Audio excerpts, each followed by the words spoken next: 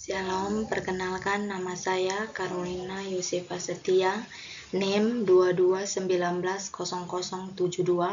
dari program studi akuntansi Universitas Kristen Arta Wacana Kupang. Baik, di sini saya akan membuat video untuk memenuhi tugas akuntansi sektor publik. Baik, yang pertama, studi kasus, Undang-Undang Keuangan Negara dan soal kebocoran. Posisi regulasi keuangan dalam permasalahan yang ada dalam artikel tersebut adalah yang pertama, Undang-Undang Keuangan Negara ini merupakan perangkat lunak yang bertujuan dalam mewujudkan good governance dalam pengelolaan keuangan negara. Undang-undang ini merupakan wujud dari komitmen pemerintah untuk menjalankan prinsip-prinsip tata kelola yang baik, transparan, dan akuntabel dalam pengelolaan keuangan negara. Yang kedua, Undang-Undang Keuangan Negara ini mengatur asas-asas umum yang selama ini sudah dikenal dalam pengelolaan keuangan negara seperti asas tahunan, universitas, kesatuan, spesialitas. Asas-asas ini dapat diharapkan menjadi landasan yang kuat untuk membangun sistem pengelolaan keuangan negara yang lebih terstruktur dan terarah. Yang ketiga, Undang-Undang Negara ini memberikan kewenangan kepada Presiden untuk mengelola keuangan negara yang kemudian didelegasikan kepada Menteri Keuangan sebagai pengelola fiskal dan wakil pemerintah. Undang-undang ini juga memberikan kewenangan kepada pengguna anggaran seperti menteri, pemimpin, gubernur, bupati, atau wali kota untuk mengelola anggaran yang ada di bawah keuangan mereka. Baik, yang berikut, bagaimana regulasi keuangan harus disusun dengan berbagai permasalahan dalam artikel tersebut. Baik, yang pertama, menjalankan prinsip good governance. Yang pertama itu transparansi, yang dimana regulasi keuangan harus dilancar agar proses penganggaran, pelaksanaan, dan pengawasan keuangan dapat diakses dan dimengerti oleh publik. Yang kedua, akuntabilitas, yang dimana regulasi harus mewajibkan setiap pihak yang terlibat dalam pengelolaan keuangan untuk bertanggung jawab atas tindakan mereka. Yang ketiga, partisipasi, yang dimana regulasi perlu membuka ruang bagi masyarakat untuk berpartisipasi dalam proses perencanaan dan pengawasan anggaran. Yang kedua, menangani perbedaan pendapat. Yang pertama, komunikasi, yang dimana regulasi harus dirancang dan memperhatikan kebutuhan dan aspirasi dari berbagai pihak yang terlibat dalam pengelolaan keuangan. Yang kedua, konsultasi, yang dimana penting untuk melibatkan berbagai pihak seperti Kementerian BUMN. Yang berikut, menyesuaikan dengan kondisi lapangan. Itu yang pertama itu asas-asas umum, yang kedua fleksibilitas, yang ketiga ketergantungan. Baik, yang keempat, mencegah kebocoran. Yang pertama itu peningkatan pengawasan, yang kedua transparansi data, yang ketiga penegakan hukum. Baik, yang berikut, regulasi publik. Regulasi publik merupakan konsep penting dalam mengatur kehidupan bermasyarakat. Secara sederhana, regulasi publik adalah pedoman atau standar yang dibuat atau lembaga publik untuk mengatur perilaku individu dan organisasi dalam suatu masyarakat. Regulasi adalah ketentuan yang harus dijalankan dan dipatuhi dalam proses pengelolaan organisasi publik, baik organisasi pemerintah pusat, pemerintah daerah, politik, dan sebagainya. Yang berikut, tahapan dalam penyusunan regulasi publik. Yang pertama itu tahap perencanaan, yang kedua tahap penyusunan, yang ketiga tahap implementasi. Baik, yang berikut, 3 tahap penting dalam pembahasan draft regulasi publik. Yang pertama itu pembahasan internal, yang dimana tahap ini bertujuan untuk memastikan draft regulasi yang disusun sesuai dengan kebutuhan organisasi publik, memenuhi persyaratan hukum, dan memiliki landasan yang kuat. Yang kedua, pembahasan dengan lembaga legislatif. Tahap ini bertujuan untuk mendapatkan persetujuan dari lembaga legislatif terhadap draft regulasi yang disusun. Yang ketiga, pembahasan dengan masyarakat, yang dimana tahap ini bertujuan untuk mendapatkan masukan dan tanggapan dari masyarakat terkait dengan draft yang disusun. Baik, yang berikut pihak-pihak yang terkait.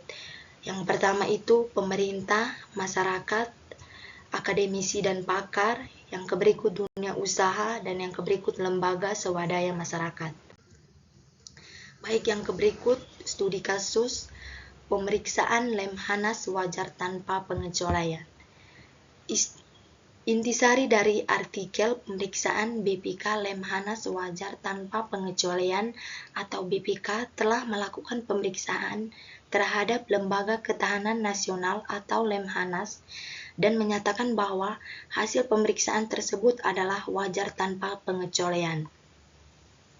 Hal ini menunjukkan bahwa Lemhanas telah mematuhi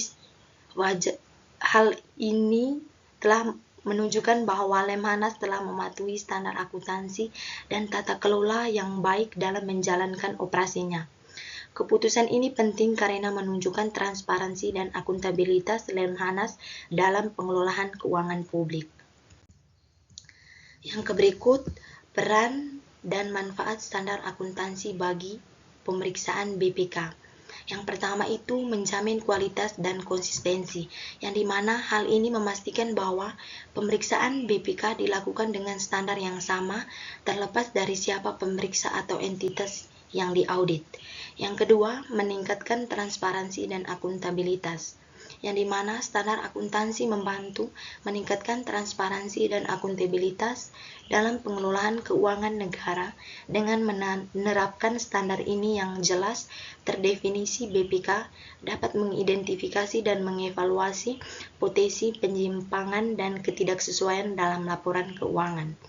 Yang ketiga, memudahkan perbandingan dan evaluasi, yang dimana dengan menggunakan standar yang sama, BPK dapat membandingkan kinerja keuangan dari berbagai lembaga negara dan mengidentifikasikan tren atau pola yang signifikan. Yang berikut, meningkatkan profesionalisme pemeriksa, yang dimana standar ini memberikan kerangka kerja yang komprehensif untuk pengembangan kompetensi dan profesionalisme pemeriksa. Yang berikut, menjamin kesesuaian dengan standar internasional, yang dimana standar akuntansi yang digunakan BPK secara aktif diadaptasi dari standar internasional terkini. Yang berikut, mendorong peningkatan tata kelola keuangan negara. Hal ini memungkinkan BPK memberikan rekomendasi yang tepat untuk memperbaiki sistem tata kelola keuangan dan meningkatkan efektivitas publik. Yang berikut, meningkatkan kepercayaan publik, yang dimana hal ini meningkatkan kepercayaan publik terhadap lembaga negara dan mendorong partisipasi masyarakat dalam pengawasan pengelolaan keuangan negara. Yang berikut, apa saja standar akuntansi sektor publik? Yang pertama itu standar akuntansi sektor publik atau SAP. Yang kedua, standar akuntansi pemerintahan atau SAP. Yang ketiga, standar akuntansi entitas mikro kecil menengah atau SAK-EMKM. Yang berikut, standar akuntansi keuangan atau SAK. Yang berikut, pernyataan standar akuntansi keuangan atau PSAK. Yang berikut, tujuan dari penyusunan pedoman akuntansi, yang dimana tujuan penyusunan pedoman akuntansi sangatlah penting untuk memastikan transparansi dan akuntabilitas dan kredibilitas dalam dunia keuangan. Pedoman ini membantu membangun kepercayaan dalam pasar keuangan, memudahkan pengambilan keputusan, dan mendorong pengembangan profesi akuntansi. Yang berikut, ruang lingkup dari standar akuntansi pemerintah. Yang pertama itu kerangka konseptual, yang kedua entitas akuntansi dan entitas pelaporan, yang ketiga standar akuntansi, yang keempat penyusunan laporan keuangan, yang kelima pengungkapan informasi. Baik, yang berikut hubungan antara standar pelaporan dan standar audit, yang dimana standar pelaporan dan standar audit memiliki hubungan yang erat dan saling melengkapi dan memastikan kualitas dan kredibilitas laporan keuangan. Standar audit memberikan kerangka kerja bagi auditor untuk melakukan audit untuk memberikan opini atas laporan keuangan. Sementara laporan keuangan menentukan format dan konten laporan keuangan yang diaudit. Yang berikut, studi kasus, banyak BUMN terjerat masalah keuangan. Persoalan yang terkait antara pengelolaan keuangan di organisasi republik dan swasta. Yang pertama, kurangnya transparansi, yang dimana artikel ini menunjukkan bahwa banyak BUMN memiliki sistem akuntansi yang tidak transparan dan sulit diaudit. Hal ini membuat sulit untuk melacak dan menelusuri pengguna dana publik sehingga menimbulkan kecurigaan dan ketidakpercayaan. Yang berikut, resistensi terhadap audit. BPK menghadapi kesulitan dalam mengaudit BUMN yang menolak atau menghindari dari proses audit. Hal ini menunjukkan kurangnya komitmen terhadap akuntansi dan transparansi. Perusahaan swasta, transparansi yang lebih tinggi, yang dimana perusahaan swasta pada umumnya memiliki standar transparansi yang lebih tinggi karena mereka harus mempertanggungjawabkan kinerja keuangan kepada investor, kreditor, dan publik. Yang berikut, hasil analisis dengan berbagai argumentasi logis. Yang pertama, tujuan dan fokus yang berbeda, yang dimana BUMN sebagai perusahaan milik negara memiliki tujuan untuk melayani kepentingan publik dan mencapai tujuan sosial ekonomi. Sementara perusahaan swasta berfokus pada profitabilitas dan peningkatan nilai bagi pemegang saham. Perbedaan ini fokus berdampak pada prioritas dalam pengelolaan keuangan akuntabilitas.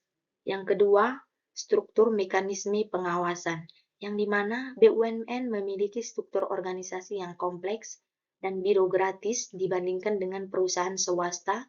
Mekanisme pengawasan dan akuntabilitas di BUMN juga lebih rumit dan melibatkan lebih banyak pihak seperti Kementerian BUMN, DPR, dan BPK. Baik, yang berikut, perbedaan akuntansi sektor publik dan akuntansi bisnis terdapat 6 bagian. Yang pertama, standar akuntansi. Yang kedua, tujuan dan fokus. Yang ketiga, sumber pendanaan. Yang keempat, tantangan yang unik. Yang kelima, struktur organisasi. Yang keenam, laporan keuangan. Yang berikut, persamaan akuntansi sektor publik dan swasta terdapat 5 bagian. Yang pertama, prinsip akuntansi dasar. Yang kedua, pentingnya akuntabilitas. Yang ketiga, masalah kelangkaan sumber daya. Yang keempat, penggunaan sistem informasi akuntansi. Yang kelima, pencapaian audit. Yang berikut, dasar hukum organisasi sektor publik dan organisasi bisnis. Itu yang pertama, dasar hukum akuntansi sektor publik itu yang pertama, standar akuntansi sektor publik, yang kedua pedoman standar akuntansi, yang ketiga standar pemeriksaan keuangan. Sedangkan dasar hukum akuntansi bisnis itu yang pertama itu pedoman standar akuntansi, yang kedua standar profesional akuntan publik. Baik, yang berikut tujuan dari kerangka konseptual akuntansi sektor publik. Yang pertama, meningkatkan transparansi dan akuntabilitas. Yang kedua, meningkatkan efisiensi dan efektivitas. Yang ketiga, meningkatkan kepercayaan publik. Yang keempat, menyediakan pedoman bagi penyusunan standar akuntansi.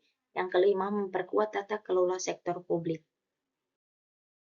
Yang berikut, kualitas pelaporan sektor publik, yang dimana kualitas pelaporan sektor publik mengacu pada seberapa baik laporan keuangan sektor publik. Misalnya neraca, laporan laba rugi, laporan arus kas, dan mencerminkan kondisi keuangan dan kinerja organisasi sektor publik secara akurat, relevan, dan mudah dipahami oleh penggunanya. Baik, sekian presentasi saya ucapkan terima kasih.